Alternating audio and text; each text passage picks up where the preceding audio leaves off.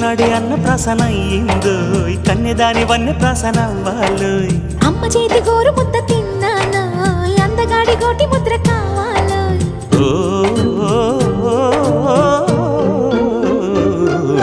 కాస్త నన్ను నువ్వు నిన్ను నేను కోరుకుంటే కోరుకున్న చోట నువ్వు నేను చేరుకుంటే చేరుకున్న చోట ఉన్న దీపం మారుతుంటే ఆరుతున్న వేళ కన్నెకాలు జారుతుంటే